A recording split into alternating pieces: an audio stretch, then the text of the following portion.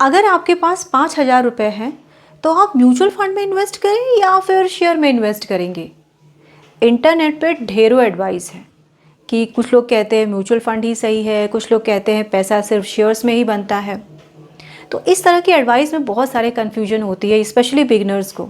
आप क्या करें?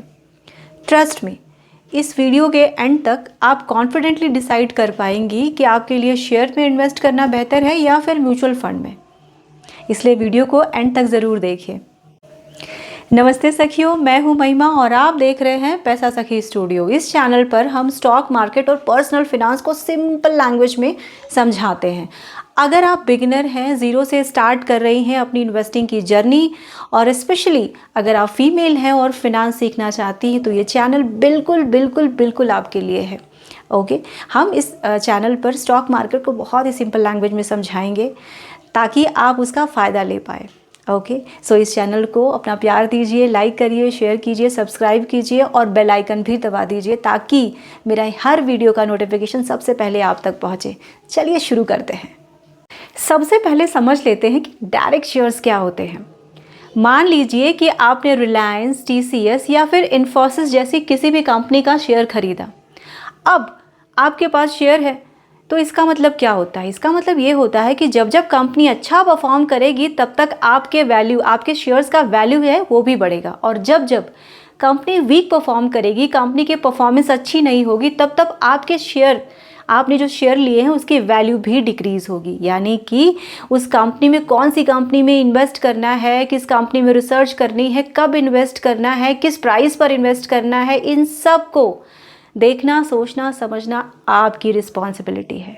ओके, इसीलिए शेयर्स में हाई कंट्रोल होता है और हाई रिस्पॉन्सिबिलिटी भी। अब बात करते हैं म्यूचुअल फंड की। म्यूचुअल फंड क्या होता है? म्यूचुअल फंड में इन्वेस्ट करने का मतलब है कि आप डायरेक्टली शेयर में इन्वेस्ट नहीं कर रहे हो, आप फंड में इन्वेस्ट कर रहे हो और उस फंड का मैनेजमेंट प्रोफेशनल्स करते हैं। मान लीजिए उस फंड में 50 कंपनीज़ हैं, तो किसी एक कंपनी का शेयर प्राइस अगर गिर भी जाए, किसी एक कंपनी का परफॉर्मेंस वीक हो और वो गिर भी जाए, तो भी बाकी की जो 49 कंपनीज़ हैं वो उसे संभाल लेती हैं और आपको नुकसान नहीं होता।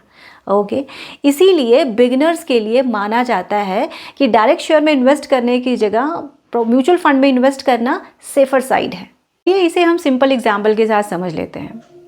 मान लीजिए एक मिस टिकाटुक हैं। ओके, उनके पास है 10,000 रुपये।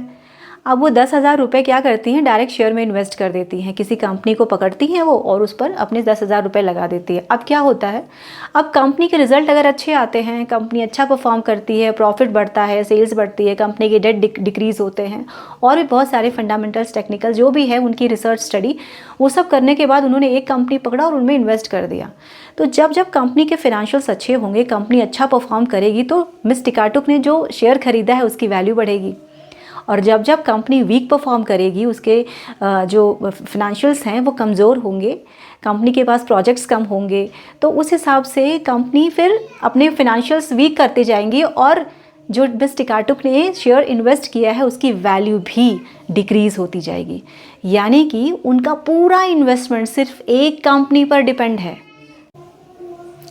वहीं अगर मिस टिकाटुक ने म्यूचुअल फंड में इन्वेस्ट किया तो इससे क्या होगा? इससे वो डायरेक्टली शेयर में इन्वेस्ट नहीं कर रही हैं, वो ऐसी 50 कंपनीज़ या 100 कंपनीज़ में कर रही हैं जो उस फंड में है।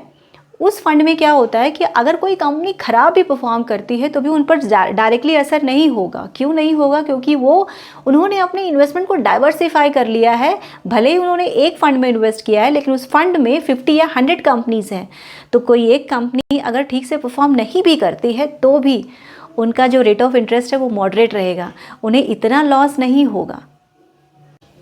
अगर आप डायरेक्टली शेयर में इन्वेस्ट करती हैं तो आप उस कंपनी में इन्वेस्ट कर सकती हैं जिस कंपनी में आपको इंटरेस्ट है। अगर आप शेयर में इन्वेस्ट करती हैं तो आपका रिटर्न हाई हो सकता है, लॉन्गर टाइम में आपको अच्छी वेल्थ, अच्छा चंक मिल सकता है। वहीं पर अगर आप डायरेक्टली शेयर में इन्वेस्ट करती हैं तो आपको कंपनी का रोज़ फंडामेंटल्स चेक करने पड़ेंगे, रिसर्च करनी पड़ेगी, हो सकता है डेली अपडेट्स को फॉलोअप करना पड़े। ओके, और अगर एक मिस्टेक हो गई, अगर आपने गलत कंपनी चूज़ की तो आपको हैवी लॉस भी हो सकता है। अगर आप म्यूचुअल फंड में इन्वेस्ट करती हैं तो आपको इस बात की टेंशन लेने की ज़रूरत नहीं है कि कौन सी कंपनी अच्छा परफॉर्म कर रही है, कौन सी कंपनी बेकार परफॉर्म कर रही है, क्योंकि आपके बिहाफ पे फंड मैनेजर ये सब देखता है। ओके क्योंकि आपने जिस फंड में इन्वेस्ट किया है उस फंड में है 50 कंपनी या 100 कंपनी, इसलिए उसको डाइवर्सिफिकेशन में है, इसलिए आपको इसका टेंशन लेने की ज़रूरत नहीं है कि क्या कहूँ मेरे सारे पैसे डूब गए। ओके दूसरा एडवांटेज है सिप की फैसिलिटी। मंथली होता है, 6 मंथली होता है, क्वार्टरली होता है, एनुअली होता है, डिपेंड कि कौन सा फंड आपने चूज़ किया है। ओके उस फंड के हिसाब से सिप में आपका इन्वेस्टमेंट का अमाउंट इतना छोटा हो जाता है कि आपको पता भी नहीं चलता, आपका बजट भी नहीं हिलता।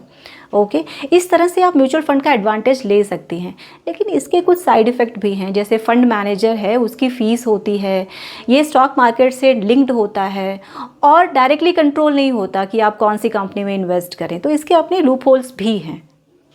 अब सबसे इम्पॉर्टेंट सवाल, अगर आप बिगिनर हैं तो डायरेक्ट शेयर में इन्वेस्ट करना बेहतर है या फिर म्यूचुअल फंड लेना बेहतर है? देखिए ये बैटल डायरेक्ट शेयर या म्यूचुअल फंड का नहीं है। आप धीरे धीरे जब आगे बढ़ते हैं तो आप दोनों भी अपने पोर्टफोलियो का हिस्सा बना सकते हैं, लेकिन अगर आप फंडामेंटल एनालिसिस करने में विश्वास रखते हैं, अगर आप रिसर्च करने में विश्वास रखते हैं, P ratio, debt equity ratio, technical analysis, psychology, ये सब अच्छी तरह से समझते हैं, इकोनॉमी को समझते हैं, तो आप बेहतर होगा कि आप शेयर्स ही में ही इन्वेस्ट करिए। लेकिन अगर आपके पास टाइम नहीं है, आप जॉब करते हैं, आप इतना टाइम नहीं दे सकते हैं मार्केट को, तो आपके लिए म्यूचुअल फंड बेहतर होगा। ये कोई शेयर या म्यूचुअल फंड के बीच की लड़ाई नहीं है, ये है कि हम धीरे धीरे जब बढ़ते हैं, आगे बढ़ते हैं, तो उस हिसाब से अपने रोल्स और रिस्पॉन्सिबिलिटी के साथ, अपनी ड्यूटीज़ और लायबिलिटीज़ के साथ भी हम कौन से इन्वेस्टमेंट में बेहतर रिटर्न अर्न कर सकते हैं उसकी डिस्कशन हो रही है। इसीलिए आप स्टार्टिंग म्यूचुअल फंड से कर सकते हैं, फिर उसके बाद धीरे धीरे शेयर्स भी अपने पोर्टफोलियो में ऐड कर सकते हैं। एक लाइन में समझाऊं तो म्यूचुअल फंड ड्राइविंग के लिए ड्राइवर हायर करना है, यानी कि आपका कार कोई ड्राइवर चला रहा है, और डायरेक्ट शेयर में इन्वेस्ट करने का मतलब है कि आप खुद ड्राइविंग कर रहे हो। चाहे आपकी गाड़ी ड्राइवर चलाए या फिर आप खुद चलाएं, स्टीयरिंग आपके हाथों में हो, डेस्टिनेशन तक तो दोनों को पहुंचना है। लेकिन अगर सीखने में विश्वास करते हो, आप सीखना चाहते हो, समझना चाहते हो, बिना सीखे समझे स्टीयरिंग जो है कार की अपने हाथ में मत लो। इसीलिए सीख लो, समझ लो, उसके बाद ही डायरेक्ट शेयर में इन्वेस्ट कर लो, तब तक म्यूचुअल फंड ठीक है। अगर आप बिगिनर हैं तो कमेंट में लिखिए टीम म्यूचुअल फंड या टीम डायरेक्ट शेयर। मिलते हैं नेक्स्ट एपिसोड में जहां डिस्कस करेंगे सिप के बारे में। ओके तब तक आप वीडियो को लाइक, शेयर और सब्सक्राइब करते रहिए। Thank you so much.